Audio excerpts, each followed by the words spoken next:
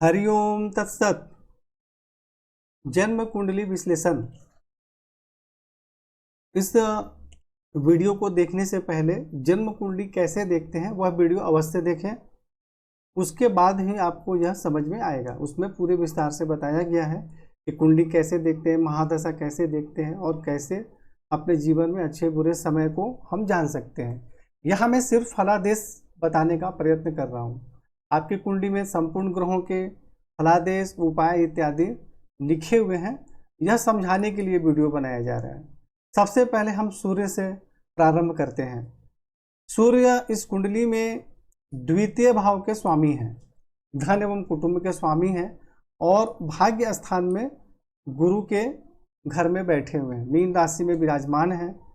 और सूर्य पर राहु केतु किसी की भी दृष्टि नहीं है, अर्थात सूर्य यहाँ पर पीड़ित नहीं है और अंश बल में भी ठीक है, 12 अंश के हैं। केतु की भी यहाँ दृष्टि नहीं है, राहु की भी दृष्टि नहीं है और यहाँ शनि की भी दृष्टि नहीं है।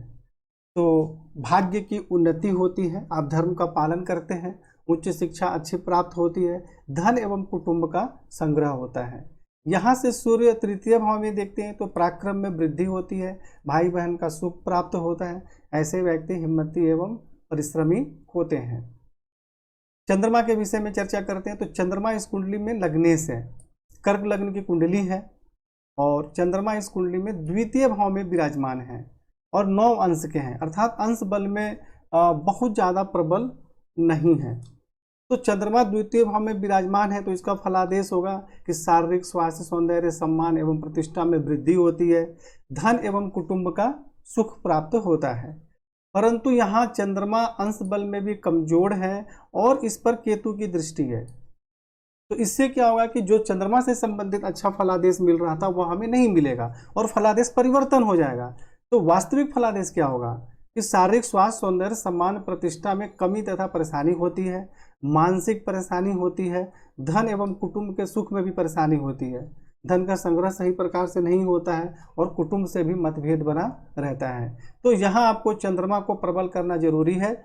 लगभग 7 कैरेट का मोती चांदी में आप धारण करें और केतु से संबंधित दान एवं उपाय करें। हम केतु के फलादेश में भी यह बात वापस रिपीट करेंगे। मंगल के विषय में चर्चा करते हैं तो मंगल इस कुंडली में पंचम भाव के स्वामी है एवं दसम भाव के स्वामी है। कर्क लग्न की कुंडली में मंगल को राजयोग कारक ग्रह माना जाता है क्योंकि केंद्र और त्रिकोण के स्वामी हो गए। मंगल यहाँ भाग्य स्थान में विराजमान है और मंगल पर भी राहु केतु शनि की दृष्टि नहीं है क्योंकि इन्हीं के द्वारा परेशानी या पीड़ित होते हैं। तो मंगल का यहाँ फलादेश होगा कि भाग्य की विशेष उन्नति होती है, आप धर्म का पालन करते हैं, उच्च शिक्षा अच्छी प्राप्त होती है। यहाँ से मंगल जहाँ विराजमान होते हैं वहाँ से चौथे भाव में देखते हैं तो यहाँ से मंगल द्वादश भाव में देख रहे हैं, अर्थात कि बाहरी स्थानों के संपर्क से जीवन में उन्नति होती है, खर्च थोड़ा अधिक रहता है। यहाँ से मंगल तृतीय भाव में देख रहे हैं तो यहाँ पराक्रम में वृद्धि होगी, भाई बहन का सुख प्राप्त होगा। परंतु यहाँ मंगल दृष्टि डालेंगे तो समस्या हो जाएगी। अभी आपने देखा क्या कि मंगल यहाँ विराजमान है भाग्य स्थान में तो भाग्य की उन्नति करते हैं, यहाँ दृष्टि डाल के कोई विशेष परेशानी होने वाली नहीं है, बाहरी स्थानों के संपर्क से उन्नति ही होगी आपको। यहाँ दृष्टि डालकर भी कोई परेशानी नहीं है, परंतु यहाँ शनि पर दृष्टि डालने से परेशानी है। यदि शनि यहाँ विराजमान नहीं होते तो माता, जमीन, जायदाद, प्रॉपर्टी का श्रेष्ठ सुख प्राप्त होता, परंतु मंगल शनि पर दृष्टि डाल रहे हैं तो यहाँ फलादेश परिवर्तन हो जाएगा और यहाँ क्या होगा, माता, जमीन, जायदाद, प्रॉपर्टी के सुख में कठिनाई एवं परेशानी होगी, पत्नी एवं वैवाहिक जीवन में भी परेशानी होगी, उनसे मतभेद भी हो सकता है, उनके स्वास्थ्य में भी प्रॉब्लम हो सकता है और स्वास्थ्य एवं आयु में भी परेशानी हो सकती है। अब यहाँ देखिए कि मंगल अंश बल में बिल्कुल कमजोर है, 29 अंश के हैं, यानी मंगल से संबंधित जो हमें लाभ और हानि सभी में बहुत कमी हो जाएगी। तो मंगल तो राजयोग कारक ग्रह है भाई, केंद्र त्रिकोण के स्वामी है, तो हम सोचेंगे मंगल को प्रबल करें, लेकिन मंगल को जैसे ही प्रबल करेंगे तो भाग्य की उन्नति तो होगी, रोजगार में भी सफलता प्राप्त होगी, विद्या बुद्धि संतान का श्रेष्ठ सुख प्राप्त होगा। परंतु यहाँ मंगल जो शनि पर दृष्टि डाल रहे हैं और ज़्यादा प्रभाव इनके रहने से वैवाहिक जीवन में, माता, जमीन, जायदाद, प्रॉपर्टी में, इन सब चीज़ों में परेशानी हो सकती है। इसलिए यहाँ मंगल का मंत्र जाप करें, तांबे का कड़ा धारण करें और यदि रत्न आप धारण ही करना चाहते हैं तो वहाँ पे आपको इसके साथ दान और उपाय दोनों ही करना पड़ेगा और विशेष ध्यान रखना पड़ेगा। तो इस प्रकार आपने देखा कि एक ही ग्रह लाभ और हानि दोनों देते हैं। अब हम बुध के विषय में चर्चा करते हैं। तो बुध इस कुंडली में द्वादश भाव के स्वामी और तृतीय भाव के स्वामी होते हैं, इन्हें अकारक माना जाता है। और बुध यहाँ नवम भाव में विराजमान है और अपनी नीच राशि में विराजमान है। तो बुध यहाँ पे जो है बाहरी स्थानों के संपर्क से ऐसे व्यक्ति की भाग्य की उन्नति होती है। हालांकि इस पर गुरु की दृष्टि भी है, जिस भाव में यह नीच राशि में विराजमान है तो इसको नीच भंग भी माना जाएगा। परंतु यहाँ बुध का फलादेश क्या होगा कि बाहरी स्थानों के संपर्क से भाग्य की उन्नति होती है। यहाँ से तृतीय भाव में दृष्टि डाल रहे हैं तो पराक्रम में वृद्धि होती है, भाई बहन का सुख प्राप्त होता है। वैसे इसमें कोई विशेष परेशानी वाली बात है नहीं बुद्ध से संबंधित, लेकिन दान एवं उपाय करना चाहिए। इसका रत्न ही धारण करना है, इसे प्रबल नहीं करना है। उसके बाद हम गुरु के विषय में चर्चा करते हैं। तो गुरु इस कुंडली में भाग्य भाव के स्वामी होते हैं, रोग एवं शत्रु के स्वामी होते हैं।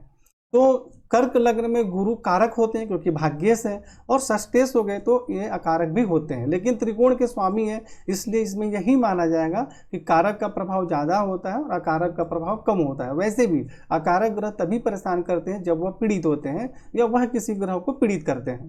तो पंचम भाव में गुरु का फलादेश क्या होगा? विद्या बुद्धि संतान का सुख प्राप्त होता है।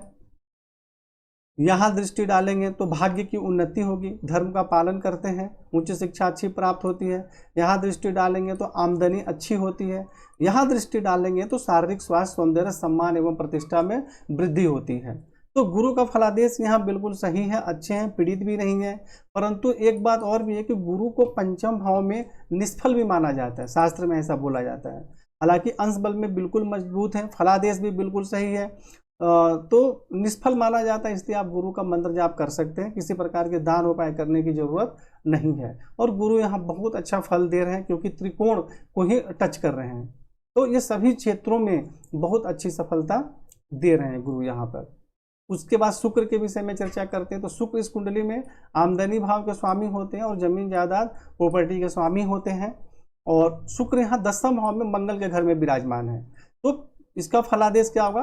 पिता राज्य रोजगार से संबंधित सफलता प्राप्त होती है, आमदनी भी बहुत अच्छी होती है। हालांकि सूर्य स्वयं से द्वादश भाव में है, तो ऐसा माना जाता है कि सूर्य स्वयं से द्वादश भाव में या षष्ठ भाव में चले जाएं तो फल में कुछ कमी होती है, तो शुक्र का मंत्र जाप करना चाहिए। वैसे बहुत ज़्यादा कमी नहीं होती है। तो शुक्र का यहाँ फलादेश क्या होगा? मुख्य कि आमदनी बहुत अच्छी होती है, पिता राज रोजगार के क्षेत्र में सुख सम्मान एवं सफलता प्राप्त होती है। और शुक्र यहाँ से स्वयं के घर में देख रहे हैं, यानी माता, भूमि, भवन, वाहन का श्रेष्ठ सुख प्राप्त होता है।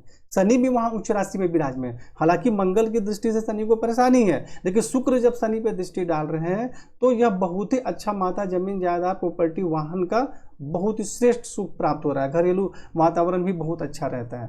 परंतु हम एक ही ग्रह के फलादेश को आखिरी निर्णय नहीं मान सकते, क्योंकि हमें मंगल की भी दृष्टि को देखना पड़ेगा।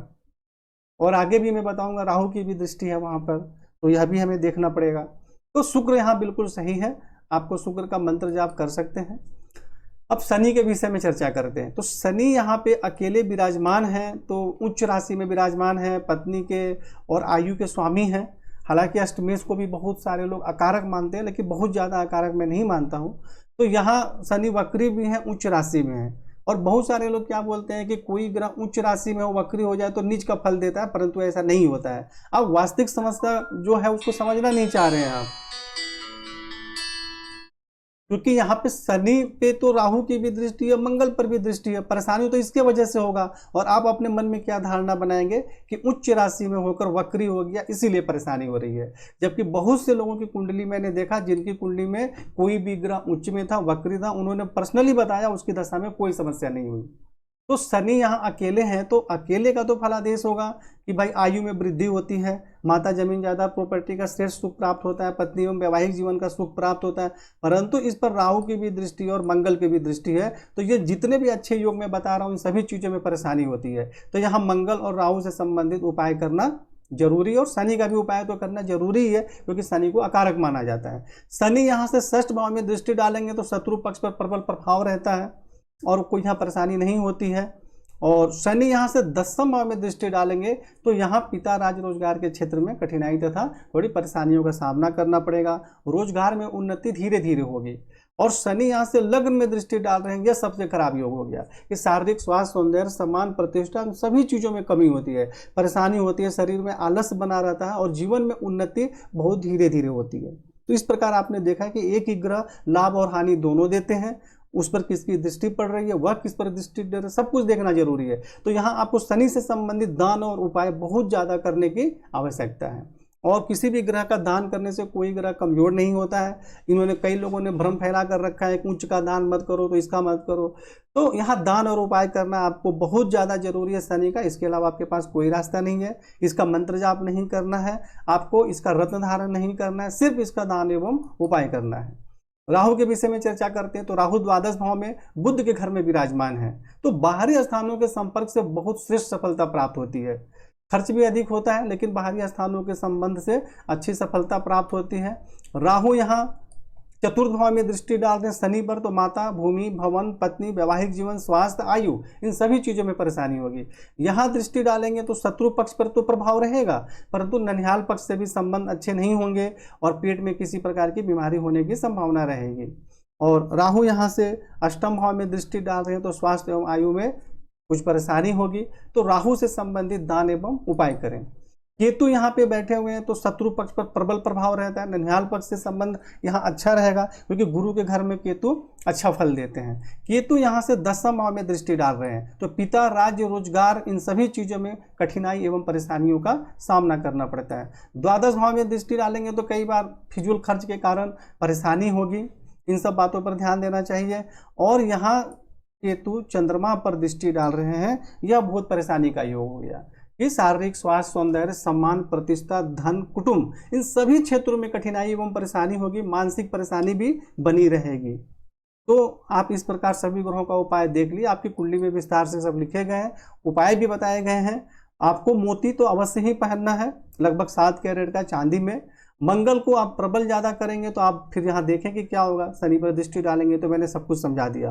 तो आपको तांबे का कड़ा पहने और मंत्र जाप करें, हनुमान चालीसा इत्यादि का पाठ करें, यह सब कर सकते हैं आप। शुक्र आपका ठीक है, गुरु ठीक है। बुध के लिए बस सामान्य जब इसकी दशा वगैरह है तब दान एवं उपाय करें। मुख्य आप मोती धारण करें, राहु केतु शनि का दान एवं उपाय करें। और बाकी जो भी कुंडली में विस्तार से आपको बताया गया है वह सब देखकर आप उपाय कर सकते हैं। हरि ओम तत्सत।